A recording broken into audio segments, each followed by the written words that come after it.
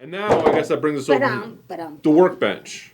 Oh. Boop-a-doo, Workbench. Boop-a-doo, boop-a-doo. We're going to talk about thread today. I think we've talked about this before, but this also, we've got I'm going to say a sponsor. It's not really a sponsor. The gal that calls me from Wonderfil, she's a sweetheart. She's like, we have these thread dispensers and she sent me one to try. And she called me up yesterday. She said, I know you're doing your show tomorrow. Can you demo our thread dispenser? I said, I haven't tested it yet. So this is an interesting little device. This is actually really kind of cool. I did talk to somebody that has used them and they really like it. Basically all it is a lazy Susan there's for your a thread. Ball bearing in there. Yeah, there's a ball bearing in there. Yeah. And where does it go? Well, you'd have to stick it on the top of your machine. Okay. Yeah. I know how I'm going to stick it to the machine. But it just sits on there, and then that pulls off. They say it's really good for different types of threads, for the really fine stuff. But this brings me to a question. Now, this is more of a discussion, because now I am conflicted.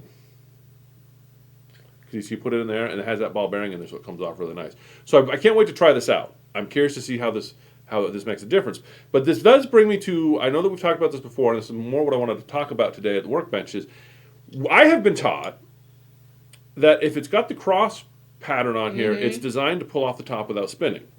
So yes. I'm wondering, why are we causing coming it to spin? But the reason I'm asking is because I have heard a lot of good stuff about this. So we're going to give this a try. I'm going to give this. What's it going to eliminate for me? Why am I using that?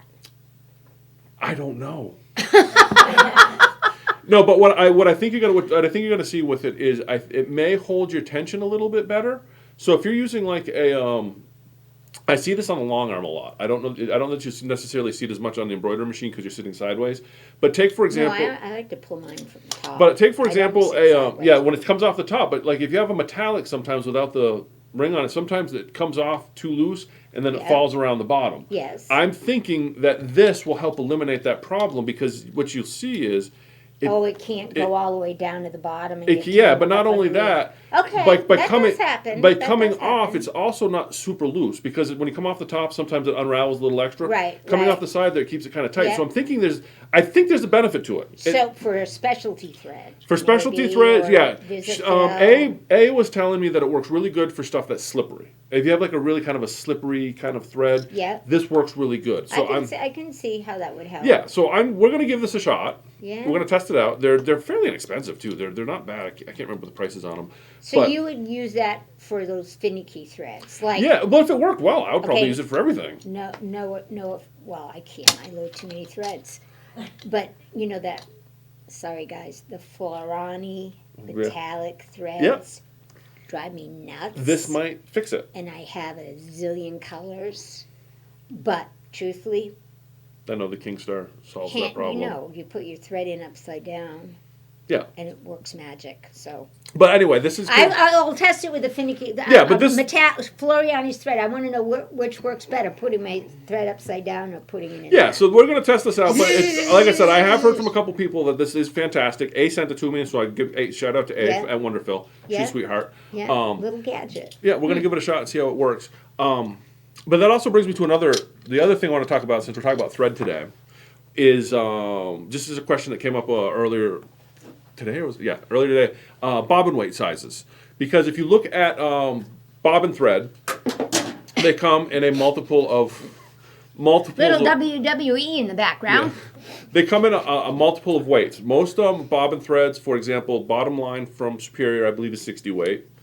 Dime is using 70 weight, and Wonderfil uses 80 weight. Mm-hmm. And I have seen 90 weight out there. Yeah. And there's also Invisifil 100 weight, which you can also use for a bobbin. And Brother wants 60. 60 weight, yes. So I just wanted to throw out there that there's different weights of bobbin, and it really depends what you're comfortable with. I like the 70 weight personally. I think 60 is good too. The 80 weight deco bob I use all the time on the long arm. 80 weight I think is probably a nice sweet spot because. Keep in mind, as the number goes up, the thread gets thinner. The thinner the thread, the more you're going to get on a bobbin. And we were just talking about pre-wound bobbins, and what we noticed is that the Wonderfil pre-wounds, yes, because they're 80 weights on a class 15 bobbin, you're getting 150 35 yards. Oh. Whereas if the 70 weight, if you compare that to the 70 weight on the dime bobbins, I think you're only getting 120 yards. It's a very interesting, and it's not a huge difference, but that's something to keep in mind as you're looking at what weight bobbin thread you want, is how much you're going to get on your bobbin. And that's why, like I said, I like the 80 weight because you get way more on a pre-wound. But when we're quilting with our luminaires, Yeah.